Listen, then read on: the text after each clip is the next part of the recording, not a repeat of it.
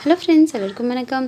இன்றைக்கி நம்ம யூஸ் பண்ண இந்த ஸ்பாஞ்ச் அண்ட் காலியான ஒரு பெருங்காய டப்பா வச்சு ரொம்ப சூப்பரான ஒரு சிம்பிளான டை ஐடியா தான் பார்க்க போகிறோம். நம்மள்கிட்ட பார்த்திங்கன்னா பொதுவாக நம்ம கோலம் போடும்போது, அதுவும் குறிப்பாக மார்கழி மாதம்லாம் கோலம் போடும்போது காவி கலர் யூஸ் பண்ணி கோலம் போடுவோம். அதை நம்மளுக்கு கையில் பட்டு கொஞ்சம் அந்த கலர் பிடிச்ச மாதிரி இருக்கும், அல்லது ஒவ்வொரு தடவையும் டிப் பண்ணி போடுற மாதிரி இருக்கும். பட் இது கொஞ்சம் ஈஸியான ஐடியாவாக இருக்கும்னு நான் நினைக்கிறேன். ஸோ உங்களுக்கு எப்படி இருந்துன்னு சொல்லிட்டு மறக்காமல் கமெண்ட் செக்ஷனில் பதிவு பண்ணுங்கள், உங்களோட கமெண்ட்ஸை சொல்லுங்கள்.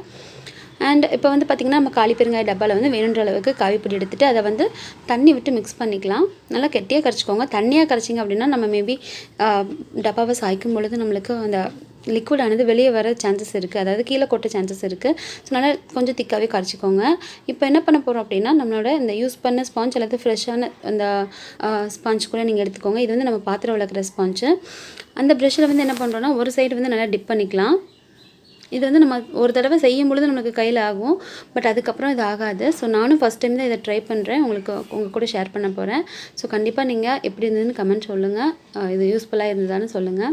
இப்போ என்ன பண்ணுறோம் அப்படின்னா, உள்ளே இருக்கிற அந்த டப்பாவோட ஒரு சின்ன க்ளோசர் மாதிரி கொடுத்துருப்பாங்க, அதை ரிமூவ் பண்ணிவிட்டு இந்த மாதிரி ஓப்பன் டப்பாவை மட்டும் நம்ம யூஸ் பண்ணிக்க போகிறோம். ஓப்பன் லிட்டை மட்டும் நம்ம யூஸ் பண்ணிக்க போகிறோம். இந்த லிட்டுக்குள்ளே இந்த மாதிரி விட்டு வேணுன்ற அளவுக்கு நம்ம லென்த்தை வச்சுக்கலாம். இன்னொரு எண்டு பார்த்திங்க அப்படின்னா, நம்மளுக்கு அந்த காவி கலர் மிக்ஸ் பண்ணதில் நல்லா ஃபுல்லாக மூழ்கி இருக்கணும். அப்படின்னா தான் நம்மளுக்கு அந்த பேஸ்டானது கலரானது நம்மளுக்கு அந்த ப்ரஷ் வழியாக, அந்த ஸ்பாஞ்ச் வழியாக நம்மளுக்கு கீழே வரும். இப்போ பாருங்கள், ஒரு சின்ன சிம்பிளாக ஒரு கோலம் போட்டு அதில் நம்ம காவி கொடுத்து பார்க்கலாம்.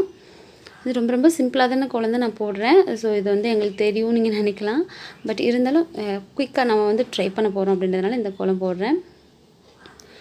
நான் இதுக்கு முன்னாடி அம்மா வீட்டில் இருந்த வரைக்கும், கல்யாணத்துக்கு முன்னாடி வரைக்கும் நான் காவி வச்சு ஒரு தடவை மட்டும்தான் போட்டிருக்கிறேன். அதுக்கப்புறம் இப்போ தான் நான் திரும்ப காவி பொடி யூஸ் பண்ணுறேன். நான் காவி வச்சு கோலம் போட்டதே கிடையாது. ஸோ ஃபர்ஸ்ட் டைம் நானுமே ட்ரை பண்ணுறேன்.